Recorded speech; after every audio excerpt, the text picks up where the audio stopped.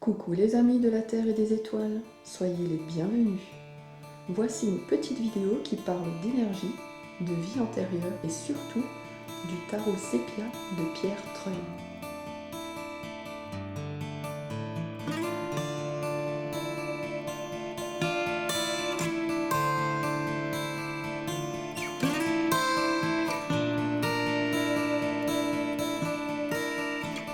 Alors, avant de commencer, j'aimerais dire un grand merci du fond de mon cœur à tous les nouveaux venus qui ont rejoint la chaîne Mystère des Étoiles, et en particulier aux amis d'Astro Tarot, qui ont été plusieurs à rejoindre la chaîne depuis le live de Pierre, récemment. Et je dois vous dire que c'est un réel bonheur et un honneur, un bonheur de vous accueillir ici, chers initiés, et ou initiateurs au mystère. D'ailleurs, merci à toi, cher Pierre, d'avoir parlé de ma chaîne. Et un grand merci aussi aux abonnés de plus longue date qui me suivent depuis le début et qui m'ont encouragé et aidé dès le début, notamment pour le côté un peu plus technique. Merci à vous tous les amis.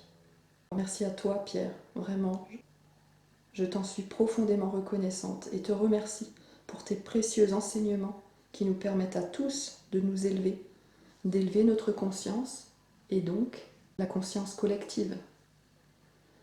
Je me souviens encore du jour où j'ai décidé de m'abonner à Astro Tarot.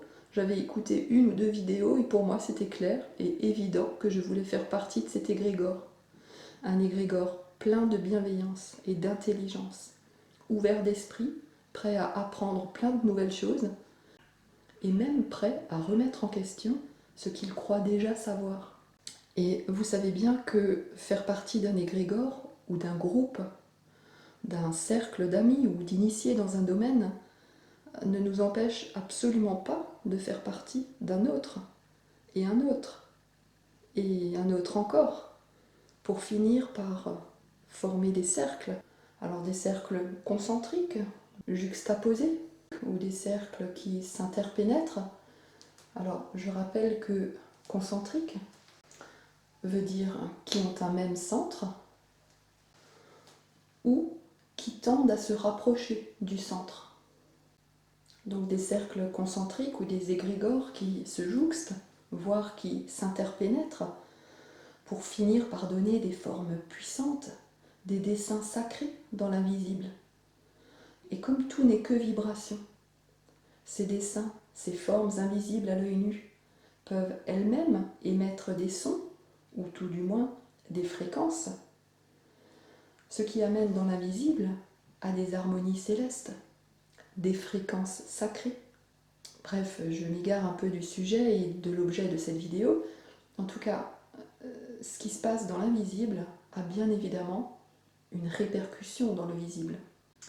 Alors j'ai plein de choses à vous dire par rapport à tout ça, par rapport à mes rêves, mon expérience avec l'au-delà, avec l'invisible justement, et je ferai prochainement une vidéo qui expliquera exactement la raison du choix du nom de cette chaîne, puisque vous vous doutez bien que si cette chaîne porte ce nom, c'est qu'elle ne va pas parler uniquement de tarot et de numérologie.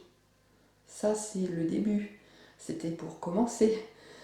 Puisque comme vous pouvez le constater, j'ai commencé à poster des vidéos en automne 2021 seulement, donc assez récemment, et pour commencer, j'ai préféré miser sur des valeurs sûres, comme la tarologie et la numérologie. En même temps, ça me permet à moi-même de me rafraîchir un petit peu la mémoire et de peaufiner certaines connaissances, de continuer à faire des liens entre les choses et les différentes écoles. Alors, dans cette vidéo, j'aimerais vous présenter le magnifique sépia de Pierre. Sépia, donc, sans les couleurs franches, qui sont habituellement assez prononcées dans le tarot de Marseille, que j'ai mis en haut pour qu'on puisse comparer la différence de couleurs. Alors, si ce jeu m'a appelé, c'est justement parce qu'il n'a pas de couleur, et qu'il me rappelle le jeu de tarot avec lequel je travaillais à l'époque où j'étais une voyante et guérisseuse, à l'époque celte et au temps de la crucifixion de Jésus. Alors oui, je me rappelle de certaines de mes autres vies, Et j'ai mis du temps à oser le dire, sans passer pour une folle, vous pensez bien. Et puis d'ailleurs, je ne suis pas encore tout à fait à l'aise avec ces révélations et c'est un petit peu pour ça que je n'ose pas encore me montrer face caméra, me dévoiler entièrement. J'ai envie de procéder tranquillement par étapes et de faire mon coming out petit à petit. Et les vies antérieures ou parallèles, puisque le temps n'existe pas, ce sera donc pour d'autres vidéos. D'un autre côté, j'ai à cœur de révéler des choses qui pourraient vous être utiles à vous aussi, et uniquement qui pourraient vous être utiles. Donc je ne vais pas raconter toutes les vies dont je me souviens, s'il n'y a pas une utilité derrière, quelque chose qui fasse évoluer la conscience collective.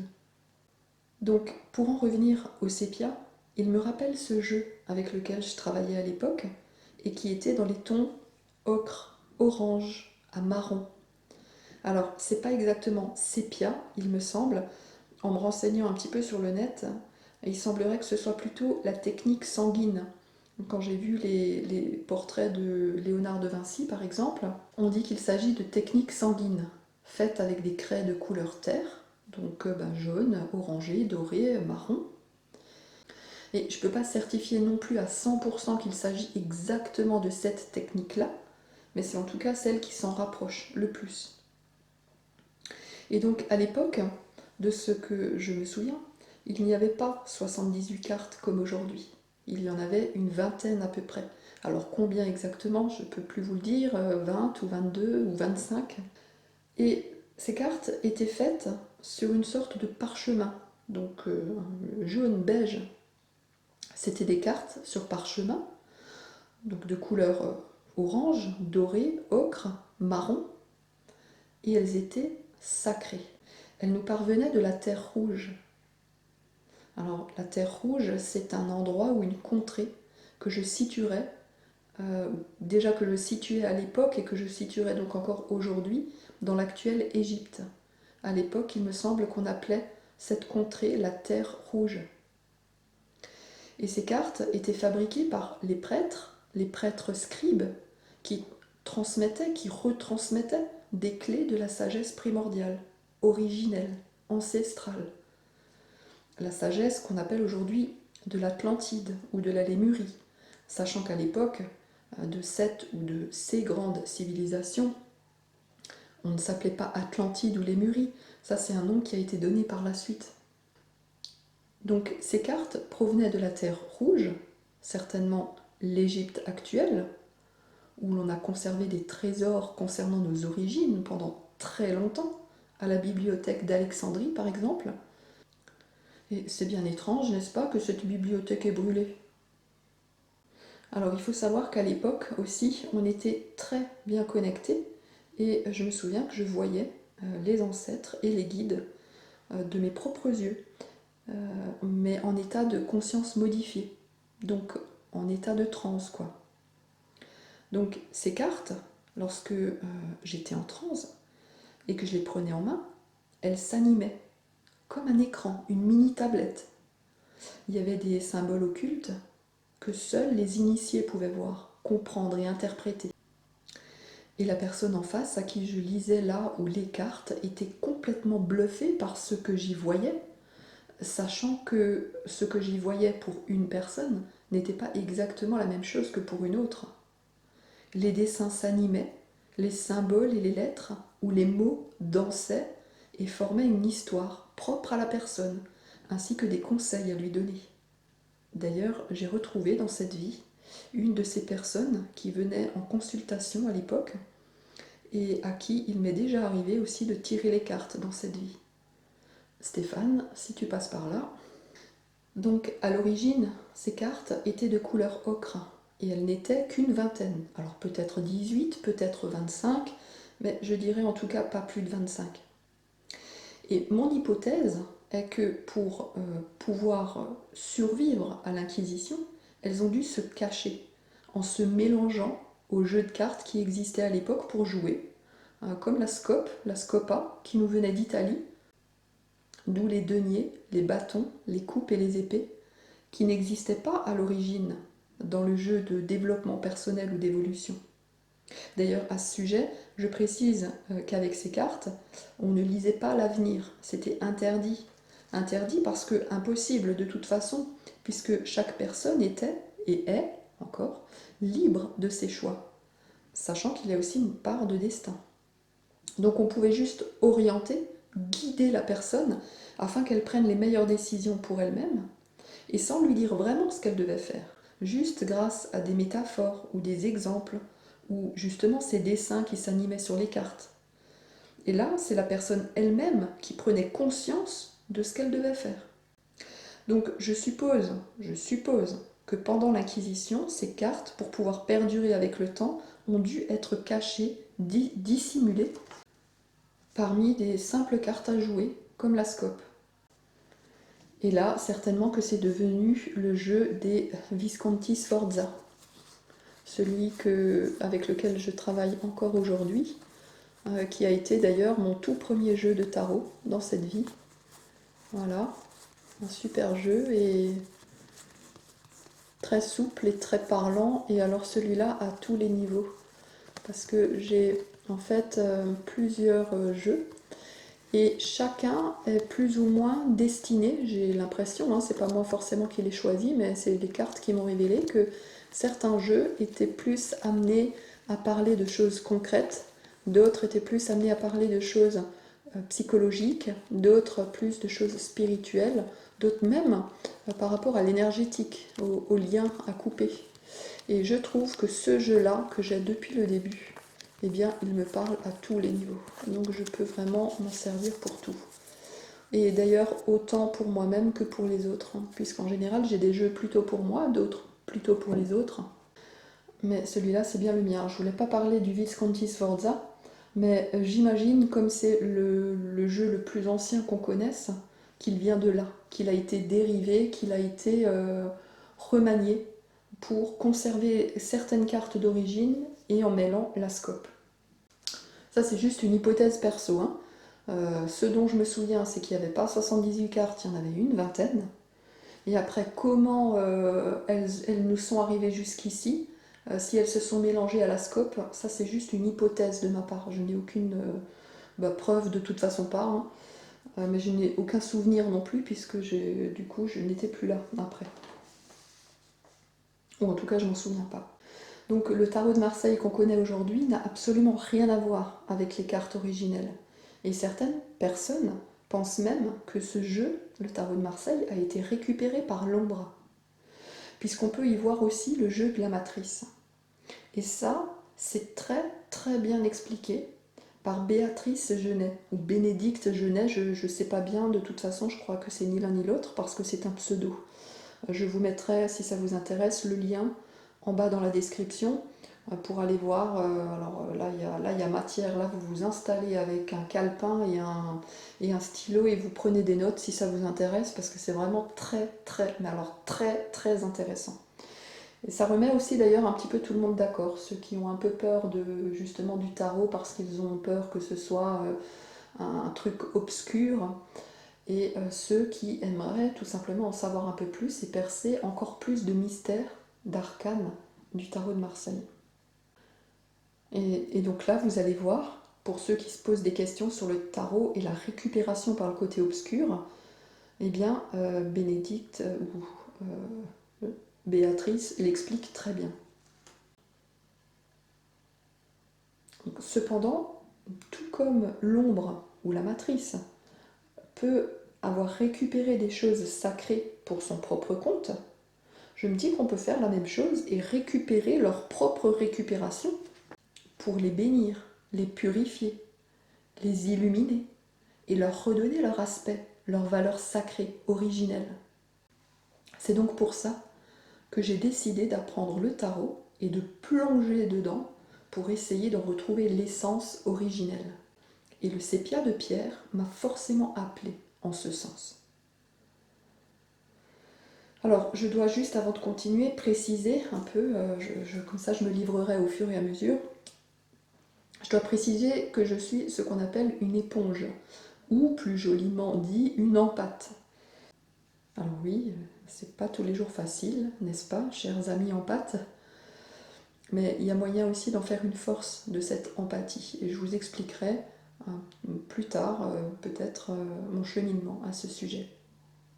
Ce sera certainement l'objet d'une autre vidéo. Donc je ressens très fortement les énergies et du coup, je suis hyper maniaque avec mes cartes. Donc déjà, quand je reçois un jeu, je décide de l'ouvrir dans un moment où je suis calme, où j'ai fait tout ce que je devais faire de concret, matériel, d'embêtant, quoi. Et j'attends le moment où je suis vraiment sereine. Et surtout, où j'ai les mains propres.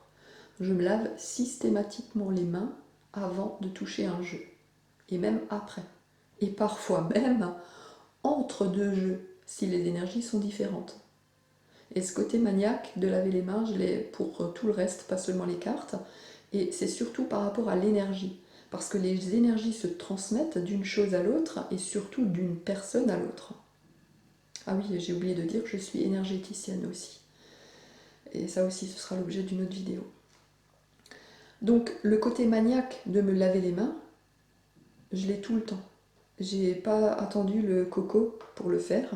Au contraire, quand ils nous ont dit qu'il fallait se laver les mains plusieurs fois par jour, moi, je me suis dit que j'étais à mon maximum. Je pouvais pas vraiment plus. Et donc, à ce sujet, je peux dire, comme je ressens les énergies, qu'il y a des jeux qui sont extrêmement chargés quand ils arrivent. Et que je ressens le besoin de laver chaque carte. Il y a des jeux, je ressens le besoin de laver chaque carte avant de les utiliser, l'une après l'autre, avec un chiffon humide. Ça m'est même déjà arrivé, il y en a qui étaient tellement pollués que j'ai dû laisser couler de l'eau dessus, alors vite fait, mais quand même pour dire.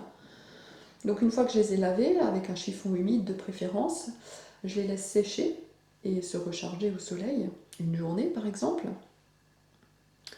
Et après, je peux éventuellement les passer au-dessus de l'encens, pourquoi pas, mais ça dépend aussi de quel encens, parce que si c'est un truc chimique, ça va se ressalir, donc là, je le fais pas. Par contre, je finis en général toujours par inonder les cartes de lumière divine, christique, cristalline, la lumière de la source. Et parfois même, une après l'autre. Donc même après avoir lavé chaque carte l'une après l'autre, je bénis encore chaque carte l'une après l'autre avec de la lumière.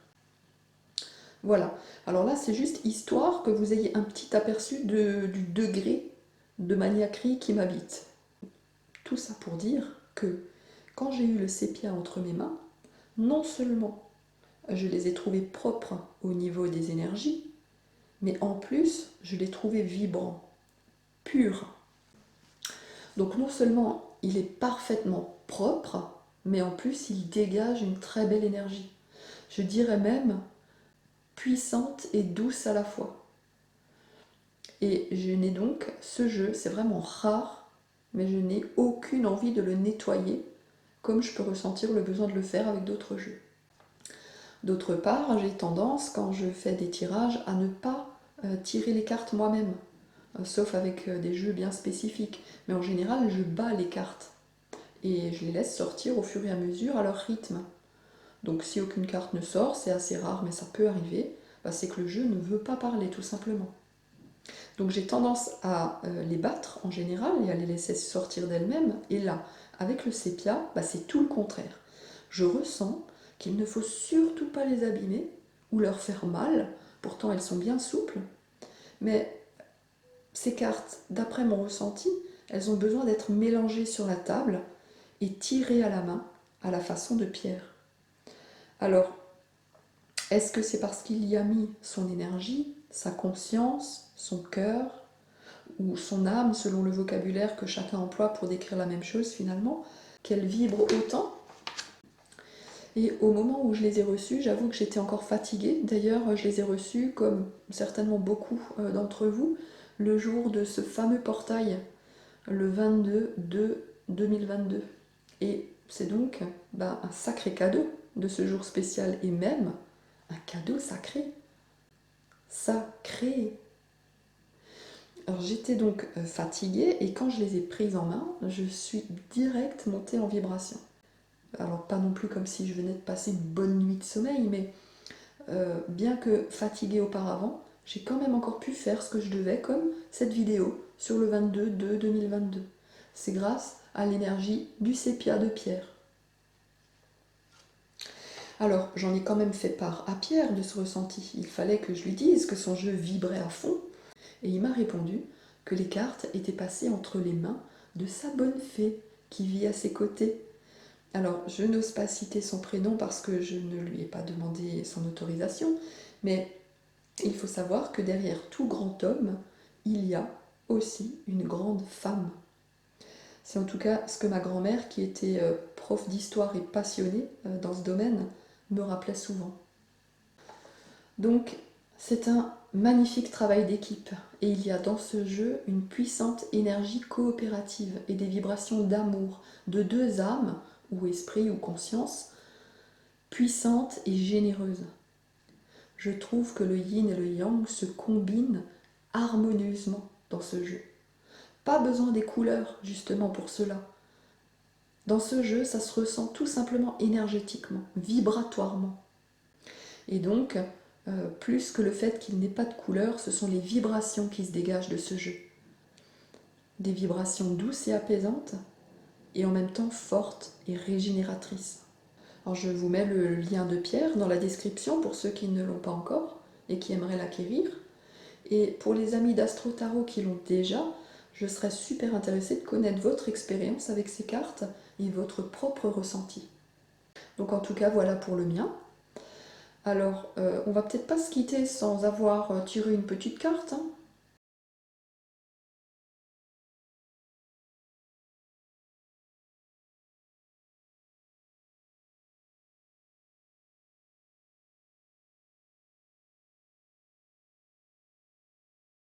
Pourquoi ne pas demander ce que va vous apporter cette chaîne, Mystère des étoiles? Qu'est-ce que cette chaîne va vous apporter?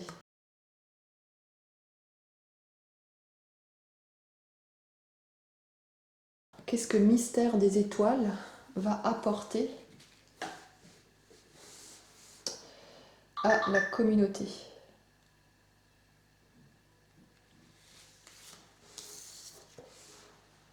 Ah, l'évolution. Parfait. Bah, magnifique. L'évolution, donc là, c'est pour moi avec cette carte, c'est quand on passe à un stade supérieur.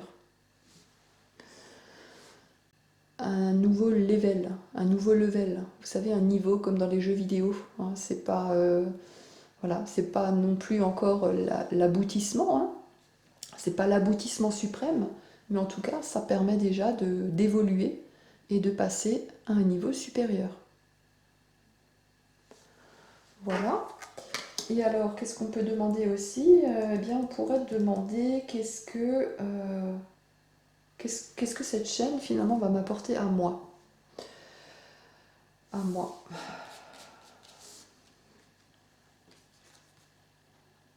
Ah.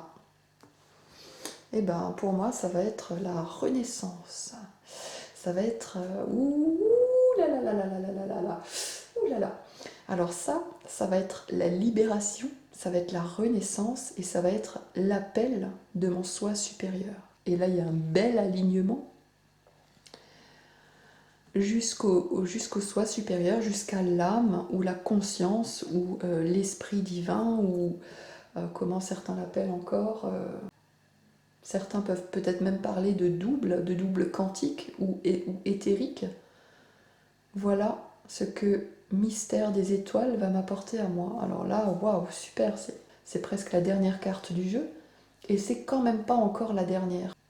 Et c'est ça qui est beau. Voilà.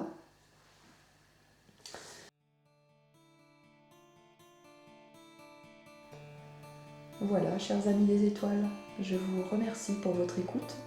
Vous pouvez liker cette vidéo si vous avez apprécié les petites infos. Et puis, je vous dis à bientôt.